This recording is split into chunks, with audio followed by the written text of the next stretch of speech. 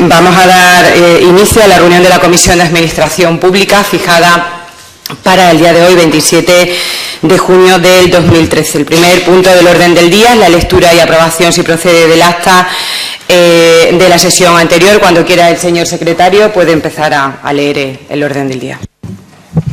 Con su venia, señora presidenta. Orden del día, el primer punto, lectura y aprobación, si procede, del acta de la sesión anterior. El segundo punto está compuesto de 3 preguntas con solicitud de respuesta oral ante comisión. Pregunta 439 sobre previsiones de la Junta de Extremadura en cuanto a la convocatoria en breve de un concurso de traslados para funcionarios de la Administración Regional, formulada por don Víctor Manuel Casco Ruiz. La segunda pregunta, pregunta 444, sobre la situación en que se encuentran las justificaciones de las encomiendas de GP a la Unión Europea, formulada por don Alfredo Escribano Sánchez. La tercera pregunta, la 445, sobre los conceptos que se valoran, además de la antigüedad, en los concursos de traslado para la provisión de puestos base, formulada por don Alfredo Escribano Sánchez. Y el tercer punto, solicitudes de comparecencia ante comisión a petición de los miembros de la Cámara, del director de la Agencia Extremeña de Cooperación Internacional para el Desarrollo, a los efectos de informar ante la Comisión de Administración Pública sobre las bases reguladoras de las ayudas en materia de cooperación, publicadas el pasado 21 de mayo, formulada por una quinta parte de los miembros de la Comisión pertenecientes al Grupo Parlamentario Socialista, PSOE Regionalista, de conformidad con lo previsto en el artículo 203 del Reglamento de la Cámara. Muchas gracias, señor secretario. Siguiendo con el primer punto, vamos a aprobar el acta de la sesión anterior. ¿Han tenido conocimiento sus señorías de ella? ¿Se aprueba? Bueno, pues queda aprobada por unanimidad.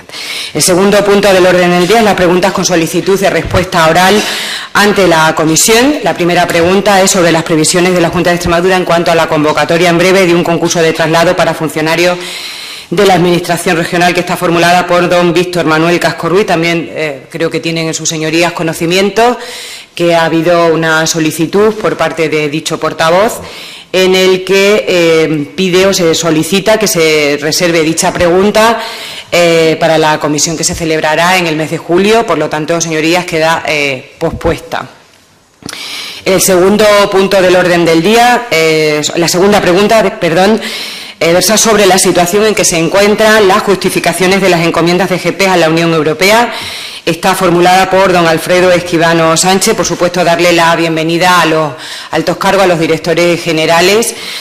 Buenos días y bienvenidos otra vez a esta comisión. Sabe don Alfredo que tiene 3 minutos para poder formular dicha pregunta.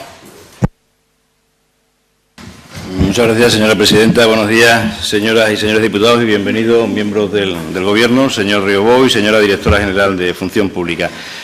Señor Riobó, la primera pregunta es relativa a GP. Ya sabemos cómo se hacen las contrataciones, cómo se regulan los procedimientos, pero después, en la última parte, es la parte relativa a la rendición de cuentas y a la justificación de esos procedimientos de los que hemos hablado antes. Se tienen que declarar los gastos en GP de las iniciativas que habidas y se tienen que cumplir unos mínimos de ejecución, quedando fuera aquellas encomiendas que no lleguen a finalizar el procedimiento adecuado, que no lleguen a cumplirse. De ahí le hacemos la pregunta de la situación en la que se encuentran ahora mismo las justificaciones de las encomiendas de GP a la Unión Europea, en qué proceso están, qué porcentaje de aplicación hay, cuántas se han podido justificar, es decir, un mínimo de información, y después ya intentaremos completarla en la segunda parte de la intervención. Muchas gracias. Gracias, don Alfredo. Don Óscar, buenos días. Sabe usted que tiene 10 minutos para contestar a la pregunta. Buenos días, señora presidenta. Buenos días, miembros de esta comisión. Buenos días a todos. Con carácter previo, señor Escribano, en relación al hecho concreto por el que pregunta, pues debo decirle que GP no es depositario de la información concreta que usted nos solicita, que es la situación de las justificaciones de las encomiendas que se ha recibido ante la Unión Europea, toda vez que entre las obligaciones de GP no se encuentran la de tramitación y justificación de empleo de fondos ante la Unión Europea. Le digo esto porque la Sociedad de Gestión Pública de Extremadura justifica los trabajos y la información económica asociada a los mismos ante la unidad administrativa de la Administración que se lo encomienda. Y esto ha sido siempre así, con los matices que, si usted desea, le podré exponer. Y todo ello se dice sin perjuicio de nuestra necesaria participación y colaboración en un proceso cuya dirección y gestión no nos corresponde. En ese proceso de colaboración, lo que ha hecho la empresa ha sido implementar algunas medidas que sin duda contribuyen a dar solución a las consideraciones que en relación al control y verificación se hacen, pero que, repito, no es de nuestra competencia.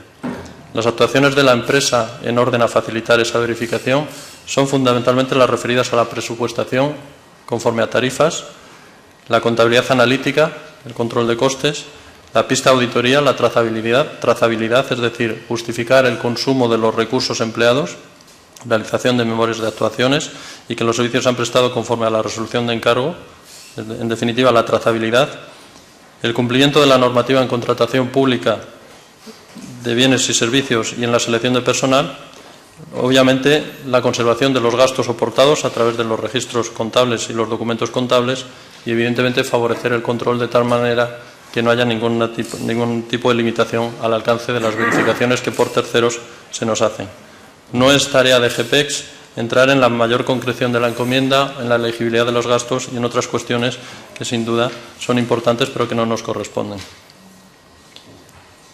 Todo este proceso de mejora de implementación de procesos viene dado a partir de recomendaciones que recibe GPEX a partir de los informes definitivos de verificaciones que hacen terceros, fundamentalmente relativos al cumplimiento del artículo 24 del reglamento de la CE 65/2011. Y en este sentido le anticipaba que son fundamentalmente en 3 apartados concretos donde ha tenido que realizarse este proceso de implementación. Le leeré a título de ejemplo alguna recomendación que se hizo en torno a una encomienda en un informe realizado el 24 de febrero de 2012. El equipo de control, dice el informe, solicitó a la empresa la relación de costes asociados a los proyectos, contabilidad analítica, al entender que las tarifas en base a las que se han realizado las facturas no pueden ser consideradas elegibles de conformidad con lo establecido en el artículo 71 del reglamento de la CE 1698/2005, así como las normas de subvencionalidad establecidas a escala nacional mediante el Real Decreto 1852/2009 de 4 de diciembre. Y hace la siguiente observación. Las tarifas emitidas por la empresa pública para justificar el grado de avance de los proyectos son valoradas de acuerdo con las tarifas aprobadas por el órgano competente, no siendo considerados elegibles esos importes hasta que no se determine de antemano la fijación de esas tarifas sobre la base de un cálculo justo, equitativo y verificable, de conformidad con lo establecido en el artículo 71 del reglamento de la CE 1698/2005 y las normas de subvencionalidad que ya he citado. Y hace el informe una recomendación. La sociedad debe justificar el procedimiento llevado a cabo para obtener como resultado la tarifa aplicable mediante un informe justificativo donde se acredite la base de cálculo de dicho porcentaje mediante un método justo, equitativo y verificable, tal y como se establecen las normas de subvencionalidad del programa europeo. Pues bien, estas observaciones, y por eso he hecho esta introducción y esta remisión a algunos de los informes de los cuales se nos trasladan esta serie de medidas, son las que han motivado esa serie de actuaciones, esa implementación de procesos y de modificaciones que ha experimentado GPEX, en orden, repito, a colaborar en la tarea de un tercero, en orden a la verificación y control de esos gastos. Les diré en ese sentido que las tarifas aprobadas en 2010, en diciembre, han sido sometidas o fueron sometidas al examen de un auditor jurado de cuentas con el objeto de analizar si las mismas se ajustaban a los costes reales. Tras ese examen se concluyó que no era así y por ello se ha procedido a elaborar un nuevo catálogo de tarifas que nuevamente se someten a consideración de un auditor jurado de cuentas. Y estas tarifas, decirles que ya sí serán sometidas a aprobación oficial en breve y darán cumplimiento a esa recomendación que se nos hacía de que la sociedad debe justificar el procedimiento llevado a cabo para obtener como resultado la tarifa aplicable mediante un informe justificativo donde se acredite la base de cálculo de dicho porcentaje mediante un método justo, equitativo y verificable. Son muchas las recomendaciones que se han ido recibiendo en relación a este proceso, pero repito, que no es un proceso que corresponda a GPEX más allá de la necesaria colaboración que tiene que tener en orden a que un tercero pueda realizar esas tareas de verificación. En relación al desarrollo de las distintas encomiendas, le diré que es, en lo que se refiere a GPEX, está totalmente normalizado. GPEX ejecuta sus trabajos conforme a los plazos y procedimientos establecidos en las distintas encomiendas y no hay incidencias reseñables en orden a la justificación de las mismas ni en relación a cobros y pagos que de las mismas pudieran realizarse. Se realiza todo ello conforme a los procedimientos establecidos actualmente. Y ya le digo, nuestra tarea es de colaboración con como no puede ser de otra manera, con un proceso que es complejo y que es estrictamente técnico, como es el de la justificación del empleo de fondos ante la Unión Europea.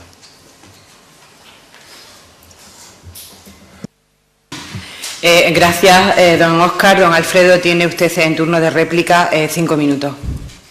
Muchas gracias. Gracias por la información, señor Riobó. A ver, es cierto que se produce un problema con las tarifas que se aprueban en el 2010. Yo realmente de lo que pregunto es a partir de entonces, porque es verdad que se hace una modificación de acuerdo a las recomendaciones que hace la Unión Europea. GEPES no es el órgano responsable, quizás, de la situación de las justificaciones, pero evidentemente a la Unión Europea se le justifican las encomiendas que se hacen de CGP y se le justifican otra serie de cuestiones. Lo que sí está claro es que de CGP al órgano que ante Europa tiene que justificar todos estos procedimientos, ustedes tendrán que hacer un trabajo para que ese órgano a su vez pueda rendir cuenta, por decirlo de alguna manera, ante la Unión Europea. Y sí es cierto que hay serios problemas de justificación, no solamente porque las recomendaciones que se hacen a continuación, las tarifas tampoco se ajustan definitivamente, es decir, a veces las recomendaciones que hace la Unión Europea son subsanables en tiempo y forma y no sucede nada. Yo no estoy preguntando en nombre de mi grupo parlamentario si ha habido o si no ha habido más o menos problemas, sino que todos sabemos que a veces lo de la Unión Europea es un muro como abstracto, donde hay un montón de directivas, donde hay un montón de recomendaciones, y me hubiera gustado, señor Riobó, que me hubiera dicho, pues a partir de las tarifas del 2010, con las tarifas según la recomendación de la Unión Europea, hemos tenido un 70% de casos favorables, con el 30% de problemas que ha habido se han subsanado en base a estas u otras cuestiones, y después lo que sí me interesa saber es las pistas de auditorías que se han seguido, si han cumplido con los requisitos. Es decir, las auditorías han sido favorables, han sido desfavorables, nos hable usted de porcentaje, nos diga en base a qué ha habido que rectificar, cómo se hace, porque realmente en el tema de las encomiendas de GP, aunque sobre el papel hay información, pero la realidad es que usted me ha hablado un poco desde el punto de vista de la teoría, pero después no me ha dicho cómo se toma el jarabe. No sé si hay que echarle la mitad de agua del vaso o solo un poco, o se puede tomar en seco y echar agua o empujar con el dedo para que los polvos no se me queden en la garganta. Es decir, usted me ha contado un procedimiento, un proceso, pero no me ha contado al final ni me ha dado datos concretos. Y, hombre, pues yo creo que a partir de esta segunda petición, lo que sí le pediría sería que me diga exactamente la situación. O sea, ustedes no son los responsables de la justificación a la Unión Europea, de acuerdo, pero tendrá información de cómo está la situación, de qué problemas de justificación hay, de qué porcentajes afecta, de cómo se hace para arreglarlo, de cómo están las tarifas, si se adecuan o no, y sobre todo también nos interesa, ya le vuelvo a repetir, el tema de las pistas de auditoría. Esas auditorías, ¿por parte de quién se hacen? ¿Cuándo se cumplimentan? Ha habido que volverlas a repetir. Se han ajustado a las recomendaciones. ¿Han sido favorables? ¿Han sido desfavorables? Porque lo de GP, cada día que pasa, y no me lo tome como un reproche, tómemelo como una observación pura y dura, lo de GP cada día que pasa, yo por más que intento averiguar, menos datos tengo. No porque no se los pida, que se los he pedido también con respuesta con carácter escrita, sino porque evidentemente es un abstracto, o sea, no es tan claro ni tan limpio como la siguiente pregunta que le vamos a hacer a la directora general, que seguro que lo va a decir, no porque usted no tenga la información, sino porque es una amalgama de cuestiones que se han juntado en una especie de saco y a veces cuesta trabajo. Me hubiera gustado que también hay un informe de la Unión Europea donde habla de la contratación de personal. Eso lo dejaremos para otra pregunta porque no procede ahora, pero tenemos el mismo problema. Contratamos personal que no está en las listas que se habían hecho para contratar a ese personal, sino que se contrata, pero bueno, eso es objeto de otra pregunta y ya se la dejo encima de la mesa por si tiene a bien ir recabando información, porque desde luego será la siguiente de las preguntas que le hagamos. Muchas gracias de todas formas por adelantado, por la respuesta, que me imagino que al final terminará satisfaciendo totalmente nuestras pretensiones. Muchas gracias. Gracias, don Alfredo. Para turno de dúplica, don Óscar tiene 5 minutos. Muchas gracias. Señor escribano, Como le decía, nosotros no somos depositarios de la información concreta que usted solicita. Es decir, yo no le puedo dar la situación de las justificaciones de las encomiendas que ha recibido GPS ante la Unión Europea, porque no nos corresponde. Le puedo decir lo que hacemos en orden a que eso sea posible. Y en orden a que eso sea posible, le puedo decir que estamos atendiendo, dando respuesta a recomendaciones y observaciones que en informes de verificación realizados por quien tiene que realizarlos, tiene que realizar GPS sobre encomiendas, le puedo decir incluso del año 2009, 2010, que son de las que tenemos nosotros acceso. Antes le leía yo algunas de las recomendaciones y algunas de las observaciones. Le puedo decir que esa recomendación se refiere a una encomienda de 2 de enero de 2009. Y esas recomendaciones podemos encontrar otras muchas. Y repito, GPS lo único que hace es dar solución técnica a esas deficiencias, a esas dificultades que terceros tienen para poder justificar los trabajos correspondientes. Me preguntaba usted sobre la contabilidad analítica. Yo le decía que nosotros podemos intervenir fundamentalmente en la presupuestación de las tarifas, que le garantizo están bendecidas después de que un auditor de cuentas determinara que las mismas representan realmente o reflejan los costes que las mismas contienen. Y le puedo decir que eso supera una situación en la que no ocurría así.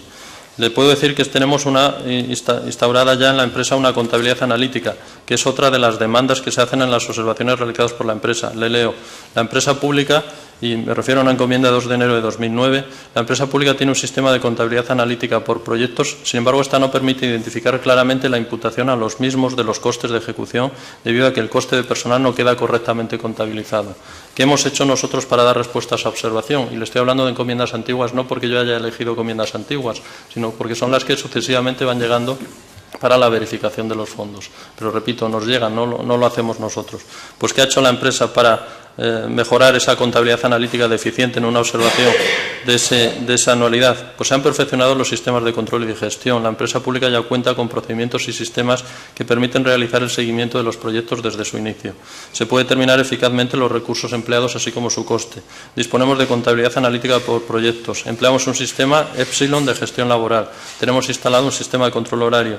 Tenemos un gestor de proyectos con imputación de costes laborales y tenemos un gestor de compras. Es decir, todo eso se ha hecho a partir de las observaciones que se han recibido en orden a las dificultades que ha habido para justificar esos fondos ante la Unión Europea. Y con respecto a la pista de auditoría, que todo lo anterior lo mejora, evidentemente, le puedo decir que se están implantando, de acuerdo a directrices e indicaciones de la Dirección General de Financiación Autonómica, procedimientos para el seguimiento de las actuaciones ejecutadas y facturadas en los encargos. El objetivo es facilitar la constatación material de los trabajos y para ello lo que se va a hacer es incluir indicadores en todos y cada uno de los encargos recibidos por la sociedad pública. Pero todo esto que se está haciendo estaba por hacer y yo no lo estoy empleando como una crítica en ningún momento. Se trata de un proceso técnico en el que la sociedad ha tenido que evolucionar hacia donde tiene que ser, hacer posible esa situación. Les recuerdo que si nos remitimos al periodo 2007-2013, por tener esa perspectiva histórica de cómo se hacía la justificación, los encargos se formalizaban en convenios y la justificación ha pasado de realizarse mediante la mera presentación de las facturas y justificantes de pago de los costes directos, y además se admitía cargar ni más ni menos con un 13% en concepto de gastos de Administración General. El sistema continúa así vigente en 2008 y se ha pasado a partir de 2010, o mejor, después de 2010, con la certeza que le hemos dado a las tarifas, a poder hacerlo siguiendo ese sistema. Le podría leer varios convenios de colaboración entre la Junta, entre el GPS y la Consejería de Agricultura, cualquiera GPS o cualquiera de sus sociedades filiales. Le podría leer las observaciones que se hacen en todos los casos y siempre con respecto a encomiendas anteriores. Le repito, GPS lo que hace es superar un estado de inconcreción en torno a la justificación de los fondos, pero no puede hacer más que eso. No puede hacer más que eso y en esa tarea estamos afanados. Me hablaba usted de la selección de personal. Y yo le respondo que GPS en ese sentido por primera vez publicó, por primera vez digo porque no existían, publicó las normas, los criterios y los procedimientos de selección de personal.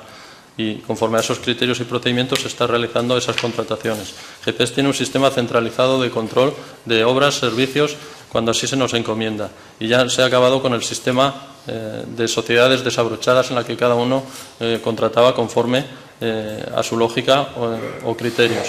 En ese sentido hemos mejorado la trazabilidad.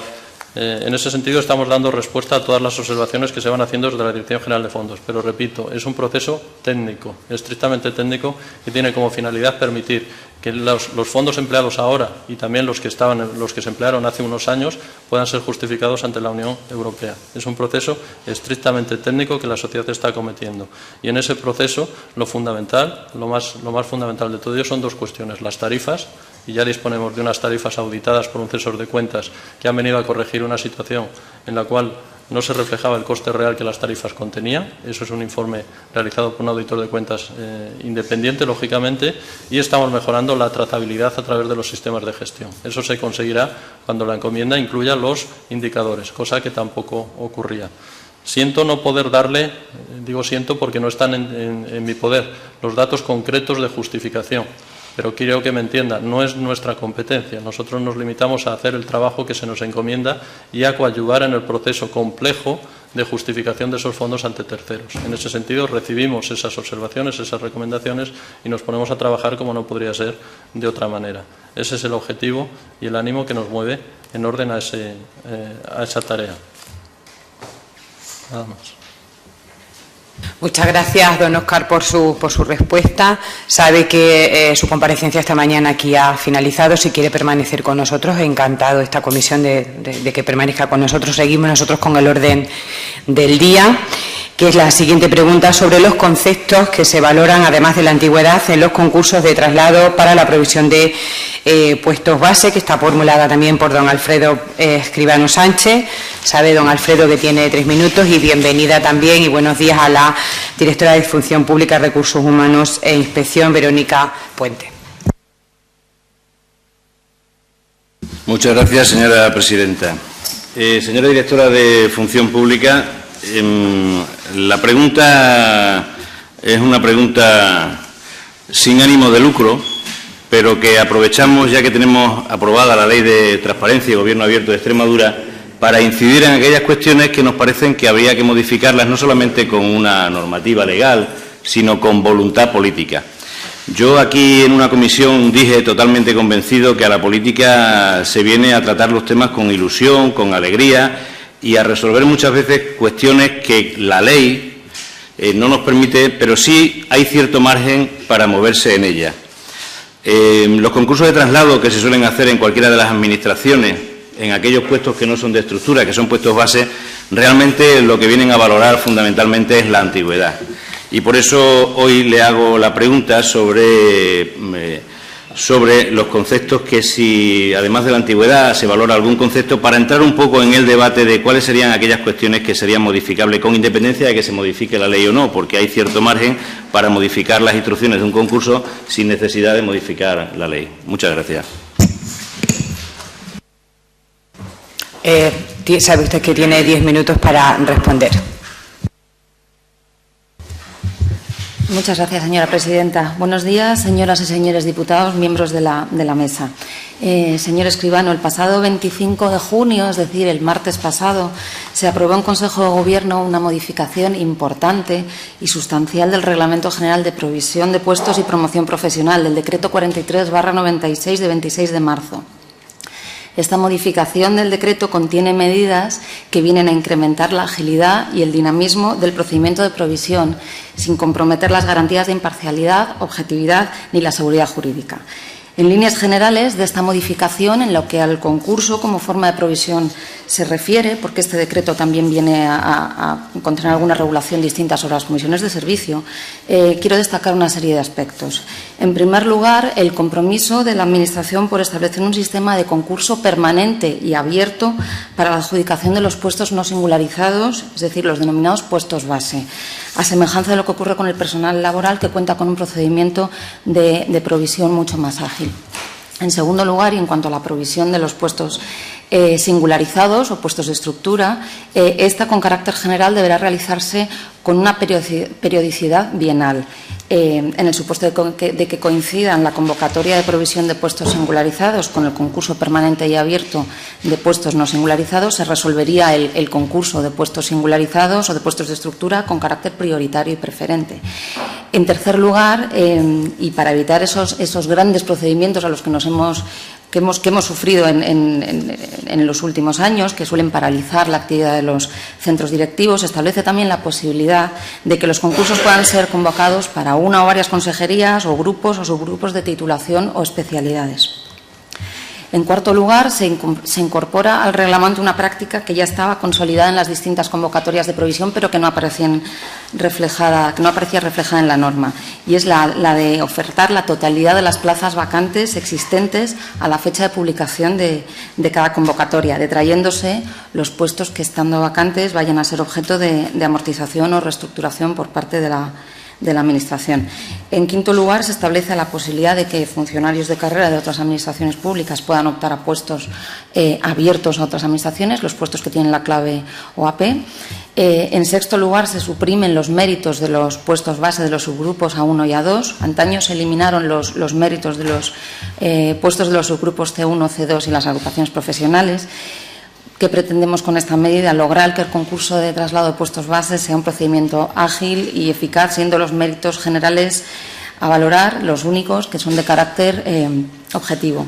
Y, por último, el decreto procede a una articulación técnica más ajustada de lo que son los méritos generales y específicos. Y le comento varias cosas. Desaparece la previsión de la entrevista, que estaba prevista para los méritos específicos. Se queda exclusivamente reducida a la presentación y defensa de una memoria en su caso. Se elimina también como mérito a tener en cuenta el destino previo del cónyuge si era empleado público. Y los méritos específicos no pueden alcanzar en conjunto una puntuación superior al 25% de la puntuación máxima alcanzable. Anteriormente se podía alcanzar hasta el 40%. Por lo tanto, se da una mayor relevancia a los méritos generales. Yendo a su pregunta concreta, como le decía, en la norma recientemente aprobada por la Administración y que se publicará en unos días, esta norma apuesta de una manera decidida por la instauración de un sistema de concurso permanente y abierto para la adjudicación de los puestos base. La resolución ágil de estos procedimientos ha de venir acompañada, entre otras medidas, de esa desaparición a través del decreto de los méritos en los puestos base de los subgrupos A1 y A2, y, por lo tanto, en los concursos para la adjudicación de puestos base los únicos méritos a evaluar son los méritos generales. El decreto lo que establece a este respecto es que en los concursos deberán valorarse necesariamente los méritos adecuados a las características de los puestos ofrecidos, así como la posesión de un determinado grado personal, la valoración del trabajo realizado, los cursos de formación y perfeccionamiento superados, la antigüedad y la permanencia en el puesto de trabajo, de acuerdo con una serie de criterios que se determinarán posteriormente en la convocatoria, o mejor dicho, en las bases generales en el caso de los concursos de puestos base. Y le voy comentando cada una de ellas. El grado personal consolidado, que siempre debe valorarse en sentido positivo. La valoración del trabajo desarrollado, que no es otra cosa que el nivel del complemento de destino de los puestos desempeñados. Los cursos de formación, sin limitación del número de años. La antigüedad o años de servicio prestados en cualquier administración pública. Se suprime el destino previo del cónyuge empleado público para no introducir diferencias con empleados públicos cuyos cónyuges no sean empleados públicos y sean empleados en empresas privadas. Y la permanencia en el puesto de trabajo, entendiendo permanencia como permanencia en el último puesto adjudicado por concurso.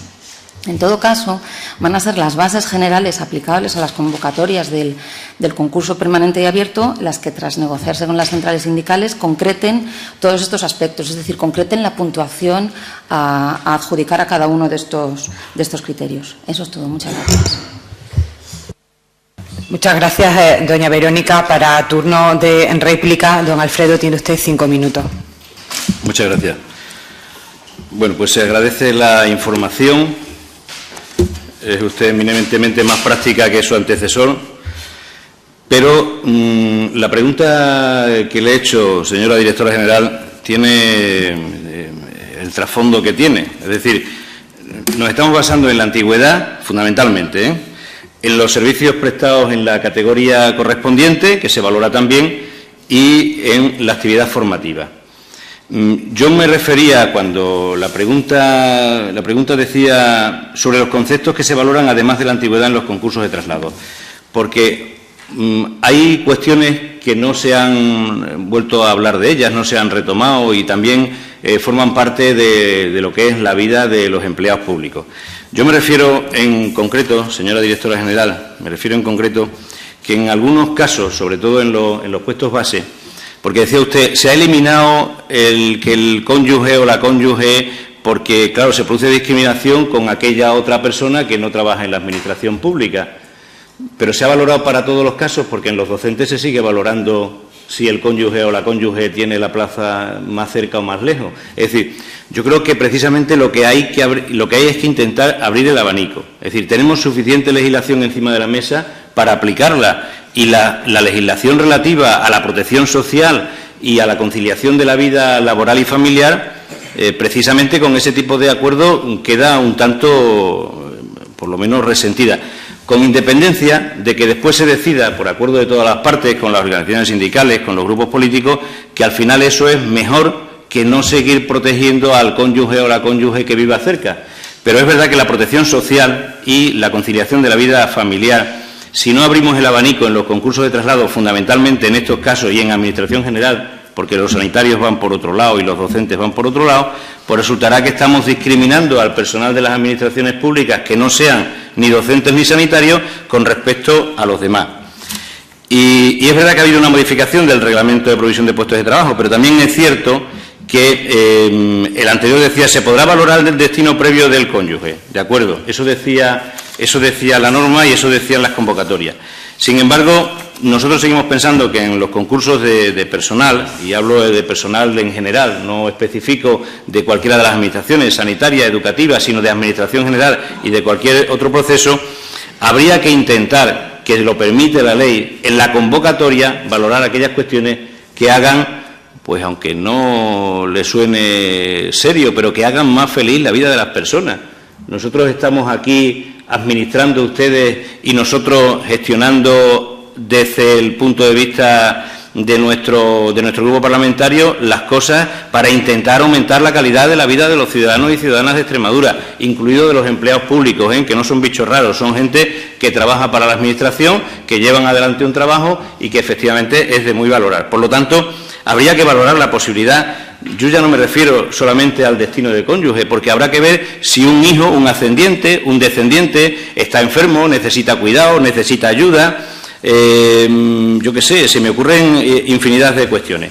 En cualquier caso, de lo que se trata es de que la aplicación de los concursos de traslado sea una aplicación que le resulte favorable al empleado público, porque en la medida que le resulte favorable al empleado público, trabajará con más ganas y se le incentivará con más ganas. Siempre hemos hablado de que hay algunas cuestiones que son fundamentales para aumentar la calidad de los servicios públicos. Hay una que es prioritaria y es fundamental. Para aumentar la calidad de los servicios públicos, los que se dedican a ello, es decir, los empleados públicos, tienen que estar contentos, que no solamente están contentos con el salario, también con las condiciones de trabajo. Y un buen concurso de traslado que favorece sus expectativas y le permite vivir donde realmente quiera vivir, porque está a poca distancia del centro de trabajo, es aumentar las condiciones de vida de ese empleado o de esa empleada. Y en este sentido, fundamentalmente, señora directora general, le hacíamos la pregunta.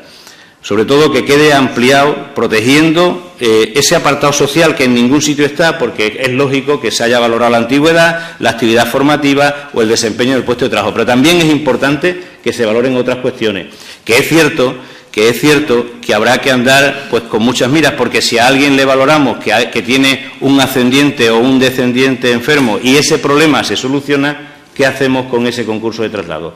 Bueno, pues también tendremos que utilizar argumentos para poder, de alguna manera, aplicarlo cuando sea necesario y dejar de aplicarlo cuando no sea excesivamente necesario. Muchas gracias. Gracias, don Alfredo. Sabe, doña Verónica, que para turno de dúplica tiene usted 5 minutos. Muchas gracias, señora presidenta.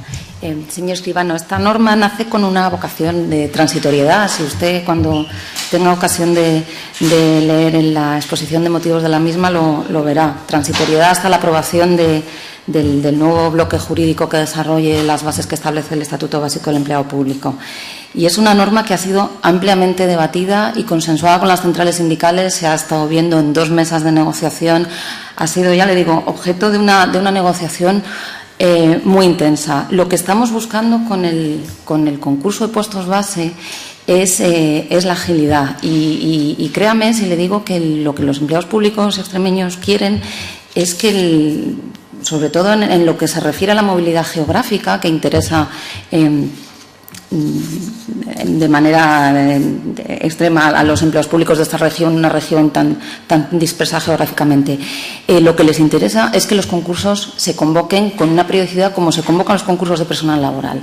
Con este nuevo sistema de concurso abierto y permanente, en el que habrá resoluciones cada 6 meses, que se convocan y se sacan todas las plazas vacantes cada 6 meses, lo que se consigue es precisamente que el procedimiento sea ágil y sea igual para todos. ¿Hemos suprimido el destino previo del cónyuge? Sí, del cónyuge empleado público. Eso introducía también unos factores discriminatorios muy importantes, porque se tenía solamente en cuenta el destino previo del cónyuge empleado público y no el del cónyuge que no era empleado público, o no se tenían en cuenta otros aspectos que son difícilmente controlables por la Administración y que pueden introducir elementos, incluso en ocasiones, discriminatorios y que pueden, sobre todo, quitar agilidad a un procedimiento que se pretende, a través de la modificación de ese decreto, que se pretende ágil.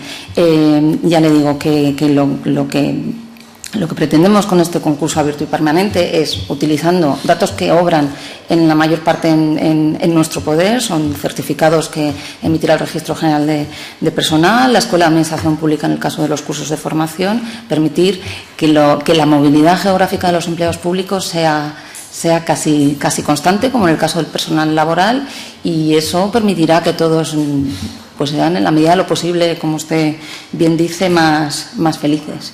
Eso es todo. Muchas gracias. Doña Verónica, muchísimas gracias. Sabe que ha terminado también su comparecencia. Si quiere permanecer aquí con nosotros lo puede hacer perfectamente. Nosotros seguimos con el siguiente punto del orden del día, que son las solicitudes de comparecencia ante comisión a petición de los miembros de la Cámara. El punto 3.1 es solicitud de comparecencia ante comisión a petición de los miembros de la Cámara del director, señorías, que se me revuelven un poco, del director de la Agencia Extremeña de Cooperación Internacional para el Desarrollo, a los efectos de informar ante la Comisión de Administración Pública sobre las bases reguladoras de las ayudas en materia de cooperación publicadas el pasado 21 de mayo y que está formulada por una quinta parte de los miembros de la comisión pertenecientes al grupo parlamentario socialista. Bueno, doña Inés, cuando quiera usted, pues, de manera muy breve. Gracias, presidenta. Como muy bien usted ha leído en el punto 3.1 del orden del día, ante el malestar generalizado de las distintas ONGs en la región de Extremadura con las nuevas bases que se han redactado y se han publicado, es por lo que solicitamos la comparecencia del director general de la Agencia de Desarrollo para que nos explique y nos detalle sistemáticamente por qué se han cambiado muchos puntos con los cuales, como bien le digo, las organizaciones no están de acuerdo. Nada más. Muchas gracias, doña Inés. Los grupos ahora de menor a mayor, bueno, pues darán su parecer acerca de esta solicitud de comparecencia.